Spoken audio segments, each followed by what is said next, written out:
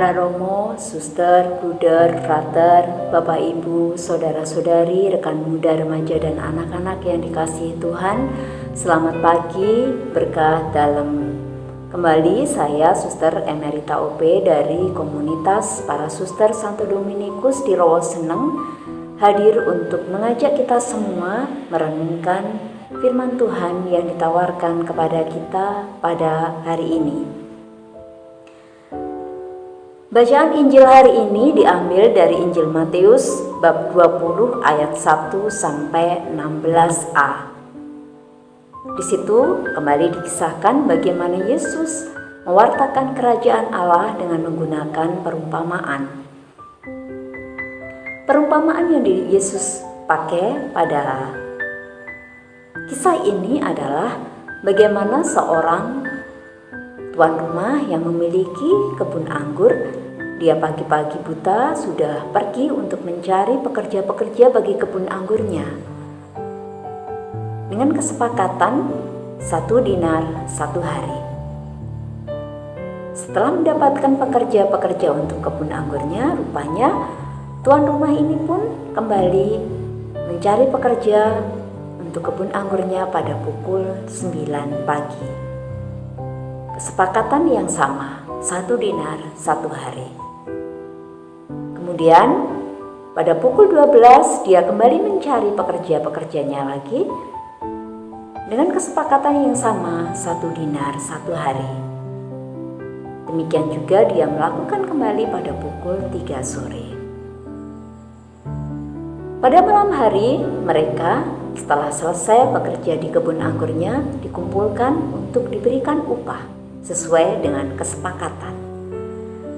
Tuan rumah ini memberikan upah pertama kali bagi pekerja yang mulai bekerja pada pukul 3 sore. Pekerja yang paling akhir memulai pekerjaannya. Rupanya mereka diberi sesuai dengan kesepakatan 1 dinar. Kalau misalnya kita menjadi para pekerja itu, yang mulai bekerja dari pagi-pagi buta pasti akan mengharapkan lebih. Yang bekerja sebentar saja mendapat 1 dinar, apalagi yang bekerja sepanjang hari. Demikian juga yang bekerja pada pukul 9 dan pada pukul 12. Pasti mereka pun akan mengharapkan upah lebih dari 1 dinar. Tapi rupanya semua mendapatkan yang sama, 1 dinar, sesuai dengan kesepakatan awal. Nah, dalam ayat-ayat terakhir, tuan rumah mengatakan, "Tidakkah aku bebas mempergunakan milikku menurut kehendak hatiku? Atau iri hatikah engkau karena aku murah hati?" Kisah iri hati ini rupanya tidak hanya 1 atau 2 dikisahkan dalam kitab suci, tapi dari awal perjanjian lama pun kita ingat kisah Kain dan Habel. Bagaimana karena Kain iri hati kepada Habel yang persembahannya diterima oleh Tuhan, berakhir pada Kain membunuh Habel. Demikian juga kita ingat bagaimana Yusuf karena iri hati saudara-saudaranya, Yusuf pun dibuang dalam sumur, kemudian dijual sebagai budak. Kita juga ingat bagaimana kisah Saul dengan Daud yang awalnya mereka saling dekat. Daud ini menjadi seorang kepercayaan, tapi karena iri hati yang mungkin awalnya tumbuh hanya kecil saja, tapi karena situasi semakin membuat dia terbojong, dia tidak dianggap. Akhirnya pun niat untuk menyingkirkan Daud pun muncul dalam diri Saul. Ada satu ilustrasi yang sederhana tentang iri hati. Bagaimana di dalam satu supermarket itu ada pembicaraan antara bihun kemudian Indomie dan juga spaghetti. Bihun sangat iri terhadap Indomie. Jadi setiap kali bertemu di supermarket, mereka tidak pernah bertegur sapa. Bahkan Bihun sering mengolok-olok Indomie di depan umum. Dasar keribu jelek, mentang-mentang kuning dan gemuk aja orang-orang lebih suka sama dia. Gak tahu malu. Hari-hari pun berlalu dengan semakin menumpuknya rasa kebencian dalam diri Bihun. Tetapi Indomie tetap adem ayem, tidak peduli Bihun mau bilang apa tentang dia. Suatu hari di supermarket itu muncul barang baru yang bernama spaghetti. Karena tidak kuat menahan emosi, Bihun berlari dan memukul spaghetti sambil berteriak, "Jangan kira aku gak ngenalin kamu. Meskipun kamu dibonding begitu, tetapi aku tetap tahu bahwa kamu adalah si keribu jelek itu."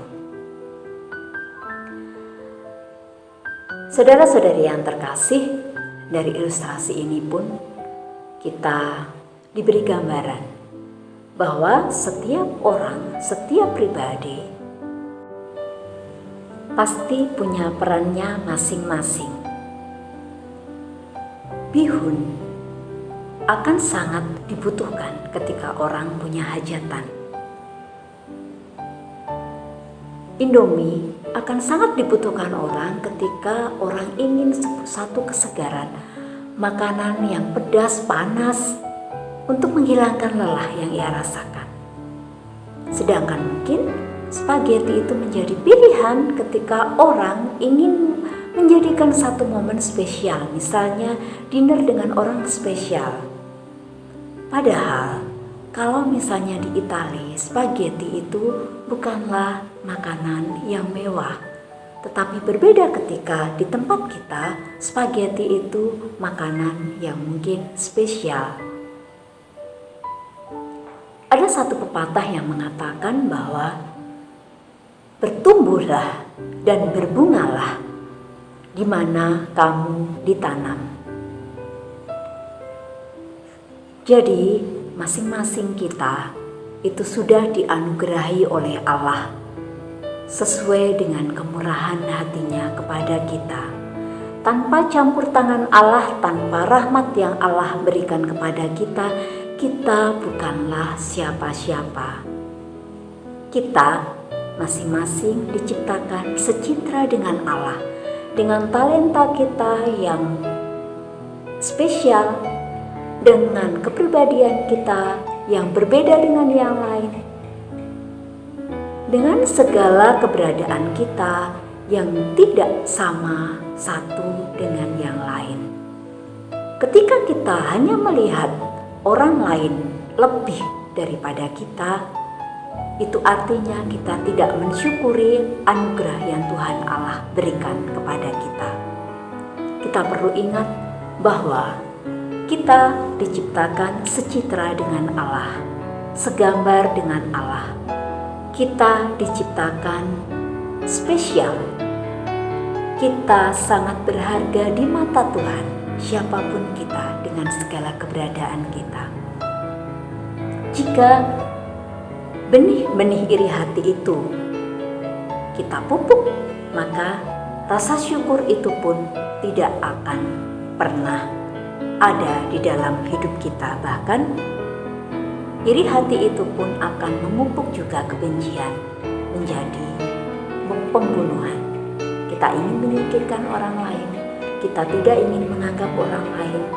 Bahkan kalau kita melihat atau kembali melihat bacaan hari ini, bagaimana para pekerja itu lupa akan status awal mereka sebagai pengangguran. Tetapi karena kemurahan hati tuan rumah itu pun mereka mendapatkan upah. Maka marilah pada hari ini kita menjawab pertanyaan dari tuan rumah, yaitu Allah sendiri. Iri hatikah engkau karena aku murah hati? Ketika kita melihat ada orang yang lebih kaya, Ada orang yang lebih pintar, ada orang yang lebih berhasil, ada orang yang punya talenta yang membuat dia berkembang. Ada orang yang bisa melakukan banyak hal, sedangkan kenapa kita tidak bisa melakukan itu, melakukan ini. Kita syukuri, kita kenali diri kita bahwa kita pun pasti punya anugerah yang spesial yang Tuhan percayakan kepada kita. Maka marilah kita jangan sampai menjadikan iri hati itu racun yang dapat mengubah kasih menjadi kebencian, bahkan hingga membunuh, baik fisik maupun karakter dan kepribadian orang lain. Seperti yang jelas disampaikan dalam surat Yakobus bab 3 ayat 16. Marilah kita tumbuh dalam kasih dengan rasa syukur dengan anugerah yang Tuhan sudah berikan kepada kita. Semoga kita pun juga tumbuh menjadi seperti Allah yang murah hati kepada sesama kita, setiap pribadi yang Tuhan hadirkan kepada kita. Selamat beraktivitas, berkah dalam.